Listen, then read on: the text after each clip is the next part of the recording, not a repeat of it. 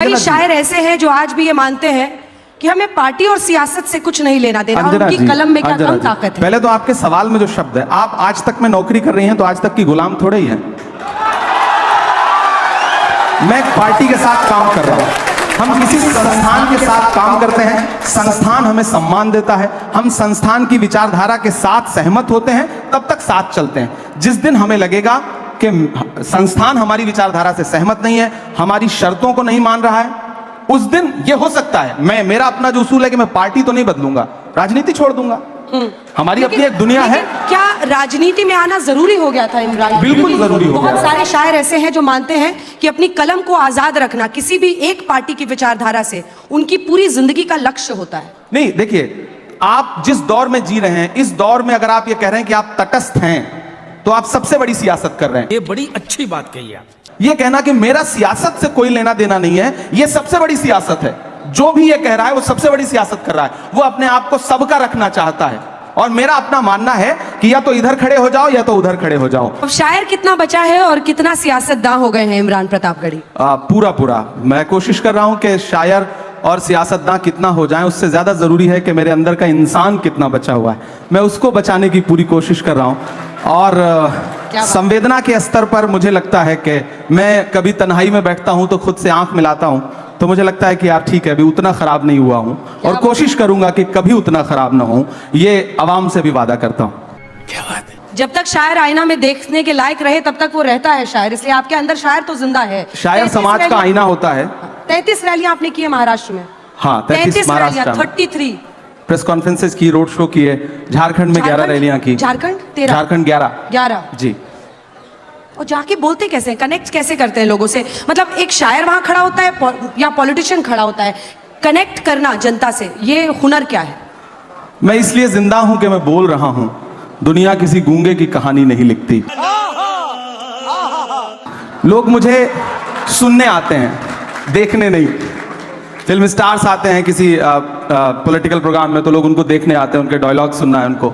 मेरे साथ यह है कि जो आवाम आती है मुझे सुनने, वो लाई हुई भीड़ नहीं होती, आई हुई भीड़ होती है। तो मुझे कनेक्ट करने में कोई दिक्कत नहीं आती। मैं उससे बात करता हूं और उसके मुद्दों पर बात करता हूं, शायरी के लहजे में बात करता हूं, तो उसे अच्छा लगता है, तो मुझे कोई दिक्कत नहीं आती कनेक्ट करने में, मुझे अच्छा लगता है। शब्द आपकी जादूगरी की तरह है और आपने हमेशा इसका इस्तेमाल किया है, लेकिन मैंने आपकी बहुत शायरी पढ़ी, मुझे कई बार लगा कि इमरान के अंदर इतना दर्द क्यों है?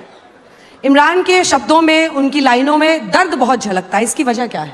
एक्चुअली जिस दौर में मैं बड़ा हो रहा था, मैं हिंदी साहित्य का विद्यार्थी रहा इलाहाबाद विश्वविद्यालय में, जिस दौर में मैं बड़ा हो रहा था, समाज की घटनाएं मुझ पर प्रभाव डाल रही थी।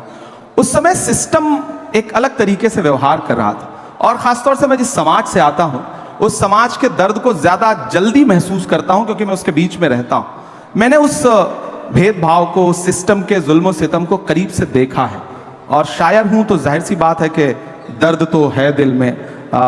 कोशिश करता हूं, जुल्म के दौर की तारीख रकम करते हैं, इतना आसान नहीं ये काम जो हम करते हैं। काट देते हैं सदा हाथ हमारे जालिम, और हम फिर उन कटे हाथों को अलम करते हैं। तो हम कोशिश कर रहे थे कि उस दर्द को महसूस करें, और मीडिया जब उस दर्द को, उस जुल्म सितम को अपना हिस्सा नहीं बना रही थी, तो मेरी कोशिश थी कि मेरे पास जो प्लेटफॉर्म है, उस प्लेटफॉर्म का इस्तेमाल उस जुल्म सितम का को गाने के लिए करूं। और मुझे लगता है कि मैं कामयाब रहा बहुत हद तक। बात तो सही है। और मैंने अपनी बात दुनिया के सामने रखी। मत समझना कि मैं गीत गाता रहा, मैं तो जख्मों का मातम मनाता रहा। ये समझ करके जालिम पिघल जाएगा, मैं तरन्नुम में मातम मनाता रहा। तो मैं मातम मनाता था, लोग उसको सुनते थे, पसंद करते थे। क्या बात है। मैं जुल्म पर मातम मना रहा था, लोग सुनते गए, उसको पसंद कर। ये जुल्म हो किस पर रहा है? समाज में हाशिए पर मौजूद हर इंसान पर। वो हिंदू भी है, मुसलमान भी है, सिख भी है, ईसाई भी, और सिस्टम कर रहा है, इसमें कोई दो राय नहीं, आज भी कर रहा है। और उससे एक बहुत लंबी लड़ाई लड़ने की जरूरत है, और सबसे बड़ी जिम्मेदारी है कलमकारों की। लेकिन आपको जीना भी है। मीडिया तो आपको दिखाएगा नहीं, तो सोशल मीडिया का सहारा भी लेना है। अरे बाप रे, ये तो धोती खोल रहा है। तो ऐसे में हमारे पास माध्यम क्या है? हमें लोगों के पास जाने के लिए एक तो मंच है, दूसरा वो वाला प्रपंच है, तो उससे निपटना ही है। तो आप कैसे पार पा सकते हैं? वो जिसका जिक्र फसाने में था ही नहीं, वो बात इन साहब को बड़ा नागवार गुजरी है।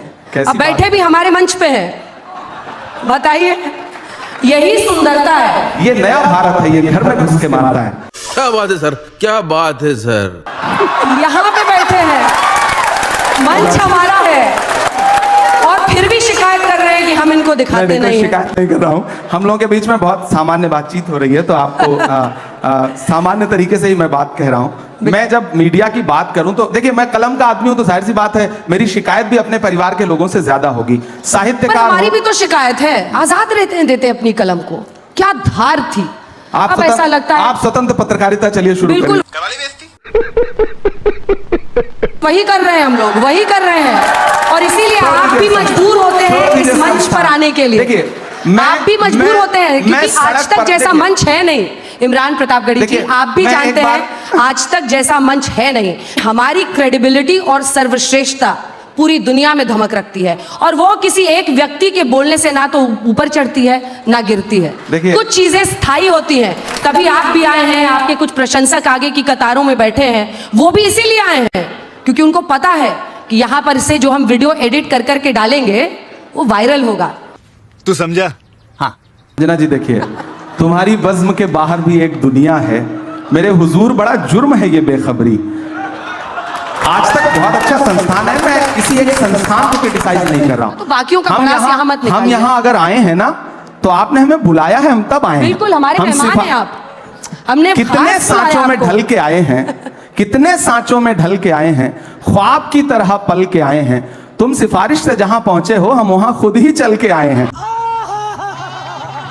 तो हमें तो बुलाया गया है, और मैं आने और बुलाने के इस बहस में नहीं पड़ना चाहता, लेकिन मैं एक बात ये कहना चाहता हूं कि नेता देखिए, मैं बात पूरी कर लूं उसके बाद, देखिए मैं आपको पूरा मौका दूंगा, मैं आपकी बात का जवाब दूंगा। सिफारिश पर मैं भी तो एक कविता सुनाऊंगा। मैं आपके लिए आप सुनिए, नहीं, मैं आपकी कविता बाद में सुनूंगा। वृक्ष नहीं जिसको नदियों ने सींचा है, बंजर माटी में पलकर मैंने मृत्यु से जीवन खींचा है। तौबा तौबा तौबा, थारा मूड खराब कर दिया।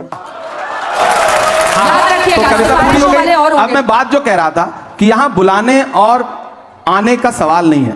नेता और मीडिया दोनों एक दूसरे के पूरक हैं। आप हैं तो हम हैं, हम हैं तो आप हैं। बिना हमारे आपका भी वजूद नहीं है, और बिना आपके हमारा भी वजूद नहीं है। हम दोनों एक दूसरे की जरूरत हैं, तो हम दोनों एक दूसरे को उसी रूप में कबूल करें। हम आपस में लड़े नहीं। तो हमें बुलाया गया, तब हम आए। फिलहाल बिल्कुल आपकी कविता बहुत अच्छी थी, आपकी कविता बहुत अच्छी थी, लेकिन नो डाउट आज तक बहुत शानदार कर रहा है, और ये कल तक बहुत शानदार करता रहेगा, मुझे पूरा विश्वास है।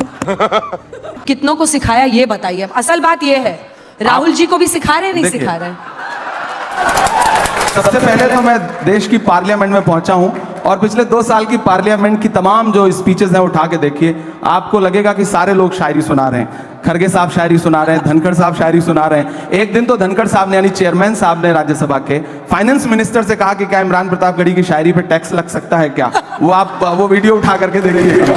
तो आप कोई भी शेर सुनाता जिसको मैंने शेर ना भी लिख के दिया हो, तो चेयरमैन साहब को लगता है कि मैंने ही लिख के दिया होगा। जलवा है हमारा। तो एक शायराना सा माहौल बना है, और मुझे लगता है कि ये अच्छी बात है, एक अच्छा माहौल बन रहा है। कोशिश की कि मैं अपने कलम के साथ इंसाफ करता रहूं। सिस्टम जुल्म करता है, इन दिनों थोड़ा बढ़ गया है, आप लोगों ने दिखाना कम कर दिया है, तो हमें और जोर से बावाज़े बुलंद बोलना पड़ता है। बस इतनी सी बात है। लेकिन चूंकि आपने ये चर्चा छेड़ी है, तो आप क्या दोहरा जीवन जी रहे हैं? क्या इमरान को, खुद एक शायर को, एक पार्टी का गुलाम बनना पड़ा ताकि उनकी आवाज मैग्नीफाई हो? मैं तुम्हें अभी समझाता हूँ।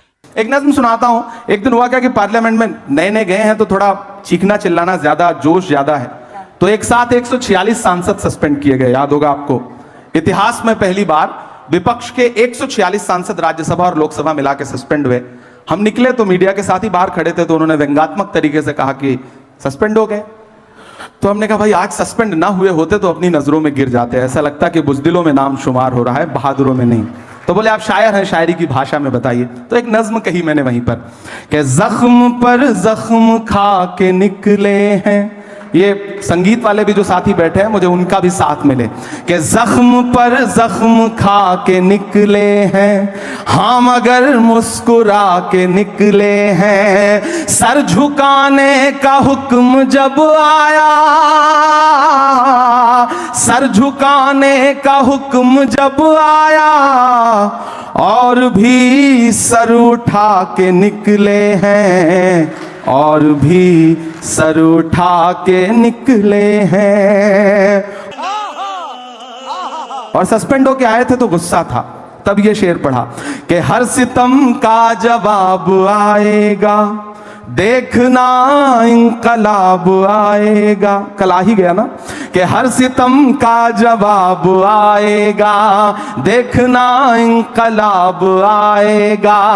अच्छे दिन का किए थे जो वादा, उनका दिन भी खराब आएगा, उनका दिन भी खराब आएगा। हम तो निकले हैं मुस्कुराते हुए, हम तो निकले हैं मुस्कुराते हुए, और वो तिल मिला के निकले हैं, और भी सर उठा के निकले हैं। क्या बात है, ये बात आपको जुदा करती है बाकी राजनेताओं से। मुझे लगता है कि आप हर तरह की बात करते हैं, आप आवाम की भी आवाज बनते हैं। एक पार्टी में रहकर ये कर पाना कई बार बहुत मुश्किल हो जाता है, लेकिन नहीं, मैं अंजना जी ये चीज क्लियर कर दूं, मुझे बहुत खुशी है और मैं इस मंच पर अपनी लीडरशिप की प्रशंसा भी करूंगा कि कभी मुझसे ये नहीं कहा गया कि इमरान तुम मुशायरों में जाके क्या पढ़ रहे हो, तुमने ये क्या बोल दिया, यहां पाबंदी, ये मत करो, ऐसा मत करो, भाषण क्या दे रहे हो, किस विषय पे बोल रहे हो। मैं बहुत जिम्मेदारी से और ईमानदारी से कह रहा हूं कि मुझे आज तक मेरी पार्टी में किसी नेता ने यह नहीं कहा कि तुम इस विषय पे बोलो, इस विषय पे मत बोलो। उन्हें भरोसा है और शायद मैं उसके साथ न्याय कर रहा हूं। मैं कवि सम्मेलन मुशायरों में जाता हूं, सारे विषयों पे कविताएं पढ़ता हूं और मुझे कभी नहीं रोका जाता। हां, जब मैं राजनीतिक मंचों पे खड़ा होता हूं तो राजनीतिक लहजे में बात करता हूं, वहां मैं शेर पढ़ता हूं कि खौफ नहीं जिसे मुरझाने का, मैं उस गुल के साथ खड़ा हूं। कैसा भी दौर आए लेकिन मैं राहुल के साथ खड़ा हूं। कल भी खुल के साथ खड़ा था, आज भी खुल के साथ खड़ा हूं। कैसा भी दौर आए लेकिन मैं राहुल के साथ खड़ा हूं। मजा आया, और मैं ये जो मजा है हिंदुस्तान के हर व्यक्ति को देना चाहता हूं।